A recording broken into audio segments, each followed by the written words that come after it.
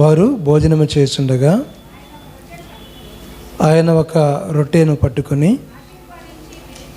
ఆశీర్వదించి విరచి వారికిచ్చి, మీరు తీసుకునుడి, ఇది నా శరీరం అని.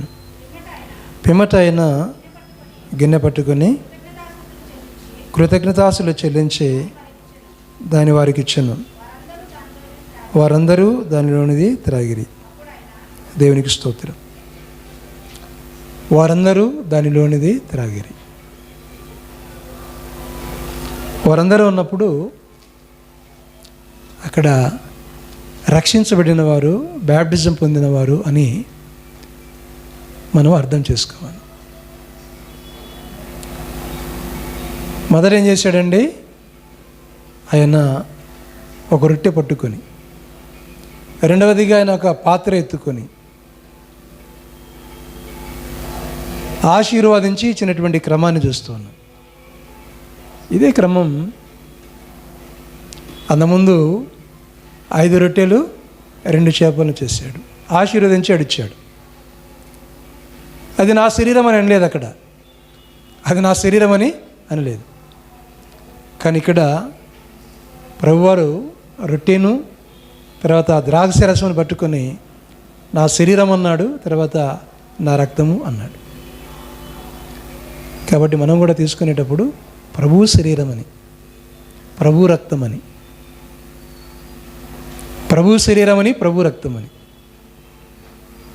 ఎంత జాగ్రత్తగా ఉండాలో. ఆదివారం రాగానే ఆనందం, సంతోషం. ఏమిటనగా ప్రభుతో సహవాసం, ప్రభు బల సహవాసం. దేవుని బిడ్డలు ఇలా ప్రభువు చెబితే మన సంఘక్రమం పాటిస్తున్నాం కదా, అందుకు మరలా చదువుతున్నాను. ఇప్పుడు చదివేదే 1 కొరింథీ 11వ అధ్యాయంలో, అంటే 14వ అధ్యాయం 20 నుంచి 24 వరకు ప్రభు వారు చెప్పారు. అయితే 1 కొరింథీయులకు రాసిన పత్రిక 11వ అధ్యాయంలో నేను ఎప్పుడు చదువుతుంటాను కదా, ఆ వాక్యమే మనం చూద్దాం. 23 నుంచి, నేను మీకు అప్పగించిన దానిని ఎలా పొందాడంట? ప్రభు అని. అక్కడ ఎవరు చేశారండి? ప్రభు చేశాడు. ఆయన మరణించక మునుపు ఒక క్రమాన్ని నేర్పించాడు. ఇది నా శరీరము, ఇది నా రక్తం అంటే అప్పుడు పస్కాను ఆచరించేవారు. పస్కా ఆచరిస్తున్నారంటే అక్కడ గొర్రెపిల్ల అంటే అక్కడ గొర్రెపిల్ల గుర్తుగా, అంటే యేసుక్రీస్తు గుర్తుగా గొర్రెపిల్ల. అక్కడ పాత నిబంధన గ్రంథంలో పస్కాను ఆచరించటం అంటే యేసుక్రీస్తు గుర్తుగా గొర్రెపిల్ల. ఇక్కడ గుర్తు కాదు, మాదిరి కూడా కాదు. ఇది నా శరీరం అన్నాడు, ఇది నా రక్తం అన్నాడు యేసుప్రభు వారు. దానినే పొడిగిస్తూ పౌలు గారు అంటున్నాడు, ఏమంటున్నాడు?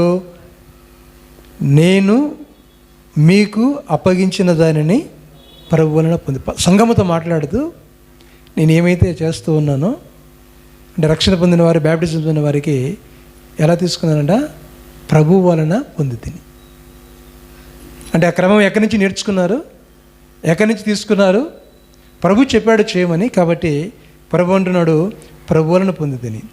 ప్రభు అయిన యేసు తాను అప్పగించబడిన రాత్రి ఒక రొట్టె ఎత్తుకొని కృతజ్ఞతాస్తులు చెల్లించి దానిని విరిచి, ఇది మీ కొరకైన నా శరీరము, నన్ను జ్ఞాపకం చేసుకున్నట్టుగా దీనిని చేయడని చెప్పాను. ఇది నా శరీరం అన్నాడు. రెండవదిగా ఆ ప్రకారమే భోజనమైన పిమ్మట ఆయన పాత్రను ఎత్తుకొని, ఈ పాత్ర నా రక్తం వలనైన కొరత నిబంధన, మీరు దీనిని త్రాగున్నప్పుడల్లా నన్ను జ్ఞాపకం చేసుకున్నట్టుగా దీనిని చేయడని చెప్పాను. పాత్రలోనిది. కొందరు ఒక మూర్ఖత్వములో, ఒకవేళ నన్ను మూర్ఖుడు అంటారేమో తెలియదు కానీ, అంటే ఒక పాత్రలో ఉన్నది అన్నప్పుడు, మనం ఇంట్లో ఫ్యామిలీ ఉంది, ఒక పాత్రలో వండుకుంటాం, తర్వాత అందరం కలిసి పంచుకొని తింటాం. వీళ్ళ వాదన ఏంటంటే ఒక పాత్ర లేదంటే ఒకే పాత్ర లేదు, వాళ్ళ వాళ్ళ వాళ్ళ నోరు పెట్టిందే మరొకరు కూడా నోరు పెట్టాలి అనేటువంటి భావన క్రైస్తవ సంఘంలో చాలా చోట్ల ఉన్నది. అలా కాదు. ఒక పాత్రలోనిది అని అన్నప్పుడు, ఒక పాత్రలో ఇంట్లో మనం ఎలా చేసుకుంటామో, ఆహారము ఎలా షేర్ చేసుకుంటామో, అలా ఒక రొట్టెను ఏం చేశాడండి, ఆయన విరిచాడు, ముక్కలు చేశాడు, పంచాడు. అలానే ద్రాక్షరసం కూడా ఒక పాత్రలో ప్రార్థన చేసి ఆ తర్వాత భాగాలు ఇస్తున్నాం. ఆ కాన్సెప్ట్ క్రైస్తవంలో పోవాలి. ఇది దరిదాపుగా 99% మన కరోనా వచ్చినప్పుడు పోయింది. 99% పోయింది. అంటే అలా తాగుతూనే నేను సహోదరిని ప్రేమించినట్టు అది కాదండి. అలా కాదు.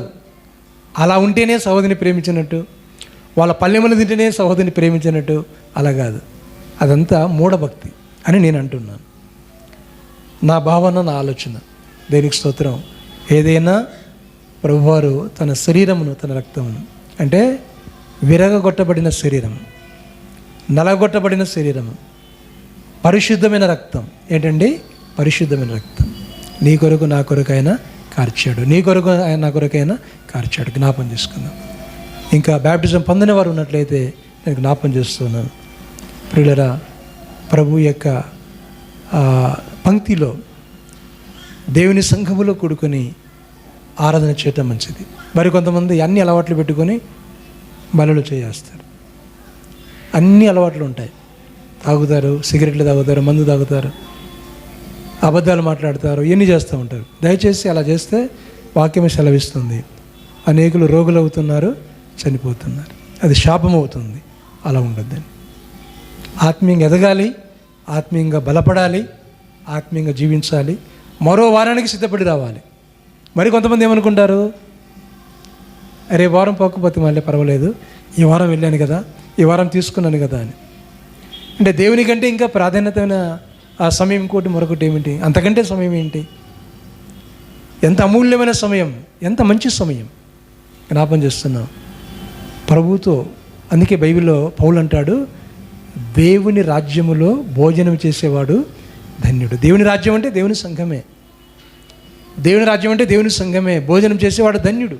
కాబట్టి సిద్ధపడి, ప్రభు మన కొరకు మరణించాడు, మన కొరకు చనిపోయాడు, మన కొరకు తిరిగి లేచాడు. కాబట్టి ఆయన వెళుతూ తన శరీరాన్ని, తన రక్తాన్ని అక్కడ రొట్టెగా, ద్రాక్షరసముగా, దానిని శరీరముగా, రక్తముగా ఆయన ఇచ్చాడు. కాబట్టి ధన్యులము. ఏంటండి? ధన్యులము.